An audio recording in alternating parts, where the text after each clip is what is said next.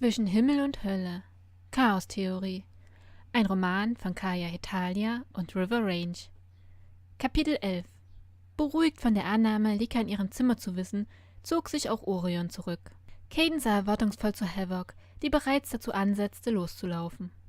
Die beiden Vampire folgten ihr durch die Flure nach draußen.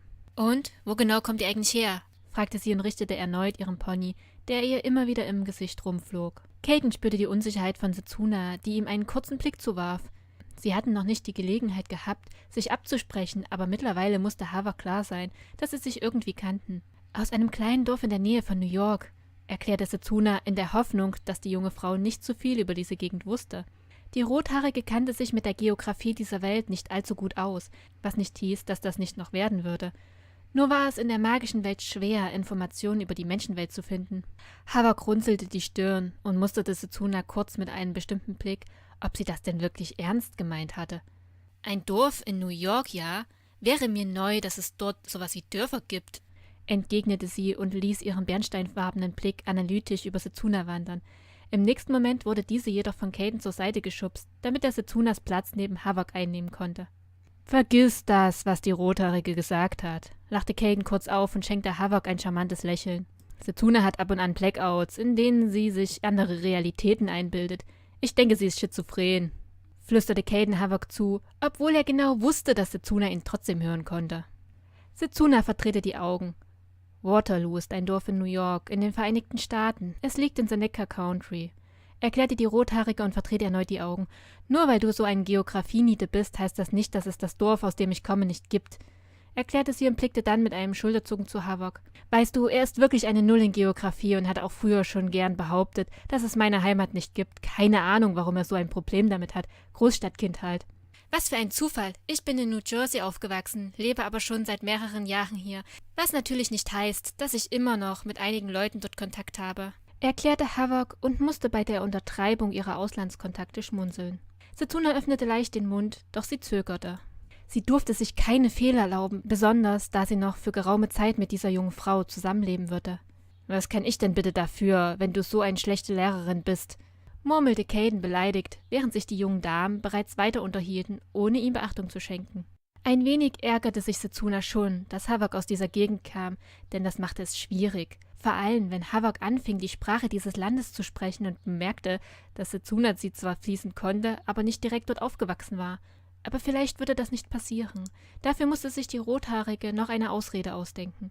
Aber erst später. Jetzt blickte sie sich erst einmal in der Stadt um, während sie und Kaden Havoc durch die Straßen folgten. Die Straßen waren voll und viele Leute waren unterwegs. Einige lachten, andere schienen gerade Streitereien in der Öffentlichkeit auszutragen. Kaden zog verwundert eine Augenbraue hoch, als er zwei Halbstarke dabei beobachtete, wie sie sich beschwipst versuchten, die Schädel einzuschlagen. »Das ist einfach nur traurig«, dachte sich der dunkelblonde Vampir und versuchte nicht auf die 100 verschiedenen Emotionen einzugehen, die von ihm Beachtung wollten. »Da wären wir auch schon«, merkte Havoc an und stieß eine schwarze Tür auf, hinter der laute Musik hervordrang. Die drei betraten einen Gang, der in einen größeren Raum mündete. Dort gab es eine Bar und jede Menge tanzwütiger Menschen. Außerdem dröhnte die Musik aus den Lautsprechern, die man überall finden konnte. Sezuna zuckte etwas. Wie konnte man nur so laut Musik hören? Das war ja grässlich. Aber sie würde sich wohl daran gewöhnen müssen. »Ist doch fast schon wie früher, meinst du nicht, Kätzchen?«, sagte Kaden in normaler Lautstärke, da er sich sicher war, dass Sezuna durch die Musik seine Stimme erkennen würde. Die Rothaarige zuckte immer noch jedes Mal zusammen, wenn sie Kaden das Wort Kätzchen in den Mund nehmen hörte. Allein schon dieses schiefe Grinsen von ihm, das sich über die Jahre kein bisschen geändert hatte, schien fast schon vor Ironie zu triefen. Als würde dir etwas an den alten Zeiten liegen, murmelte Sezuna und beobachtete die Leute, ehe sie sich anpasste und mit schwingenden Schritten auf die Bar zulief, an der sie sich ein Getränk bestellte. Sie besaß zum Glück ein wenig Geld, so dass sie nicht in Erklärungsnot geriet, doch das würde auch bald zur Neige gehen. Kaden verdrehte die Augen und folgte ihr an die Bar, an der sie bereits ein Glas in der Hand hielt. »Autsch, der ging jetzt aber unter die Gürtellinie, meinst du nicht?« Sezuna gab ein genervtes Seufzen von sich, ehe sie sich Kadens schlecht geschauspielerte Darbietung annahm. »Hör zu, du Möchtegern. Zwischen uns beiden wird es nie wieder so sein wie früher. Also hör auf, so zu tun, als könntest du mit mir immer noch so umgehen wie früher. Denn das ist Geschichte. Ich will das hier einfach nur hinter mich bringen.« Im selben Moment trat Havoc hinter der Bar hervor und stellte Sezuna eine kleine Schüssel mit Knabbereien vor die Nase. Sezuna hob den Blick und lächelte die Frau mit den violetten Haaren an. »Danke«, sagte sie und klang wirklich begeistert. Havak hob eine Augenbraue. »Sieh es als Willkommensgeste«, meinte sie schlicht.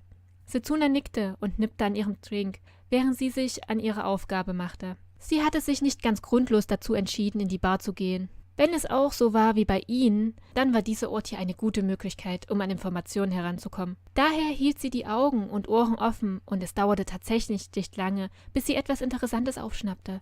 Die Rede war von einem Hotel, in dem angeblich Menschen auf mysteriöse Weise verschwanden. Dieses hatte mittlerweile den 3. Inhaber und auch hier waren wieder Gäste verschwunden. Etwas, was vielleicht mit magischen Wesen zusammenhängen konnte. Trotz der lauten Musik konnte die Vampirin jedes Gespräch belauschen, wenn sie denn wollte. Kaden hatte sich in der Zwischenzeit verabschiedet und geisterte irgendwo zwischen den Menschenmassen herum. Wieder spürte Sezuna einen Blick in ihrer rechten Seite, doch diesmal war er anders. Vorsichtig schielte ihr goldener Blick nach rechts, wo sie auch gleich den Ursprung entdeckte. Ein Mann, etwa in ihrem Alter, starrte sie förmlich an und schien sich nicht daran zu stören, dass sie ihn entdeckt hatte. Stattdessen lächelte er sie charmant an und wartete einfach ab. Irgendwas war merkwürdig. Oder war das normal unter Menschen? Sie konnte nur mutmaßen. Was auch immer es war, es jagte Sezuna einen Schauer über den Rücken. Was sollte sie jetzt tun? Ihn ignorieren oder zu ihm hingehen? Vielleicht sollte sie sich neben ihn setzen und fragen, warum er sie so anstarrte und ob das seine Art war, zu flirten. Denkbar war es immerhin. Dennoch wanderte ihr Blick noch einmal durch die Menschenmasse und sie suchte unterbewusst nach Kaden. Früher hätte sie ihm kurz zu verstehen gegeben, was sie vorhatte, damit er sie rausholen konnte, falls es sich um irgendeinen Irren handelte. Das gab es unter magischen Wesen wirklich genug. Aber hier waren sie unter Menschen.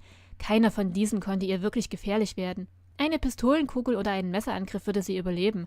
Wahrscheinlich nicht ganz unbeschadet, aber sie glaubte auch nicht, dass ein Mensch einen Feuerwerfer mit sich herumtrug. Was sollte sie tun? Während sie angestrengt nachdachte, bemerkte sie auch schon seine Präsenz, die sich nun zu ihrer Linken an die Bar lehnte. »Einen schönen guten Abend, werte Dame. Ich habe Sie noch nie hier gesehen.« Es war derselbe Mann, der sie über die Bar hinweg angestarrt hatte. Sezuna drehte sich zu ihm und musterte ihn kurz. Rabenschwarzes Haar und graue Augen. Merkwürdige Augen.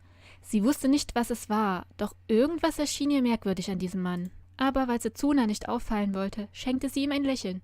»Ich bin gerade erst hier ins Wohnheim gezogen«, erklärte sie, als wäre es das Normalste auf der Welt. Das schien den Schwarzhaarigen doch ein wenig zu irritieren, aber auch zu beruhigen. Er grinste, als würde er bereits auf eine Antwort warten auf eine Frage, die er noch nicht gestellt hatte.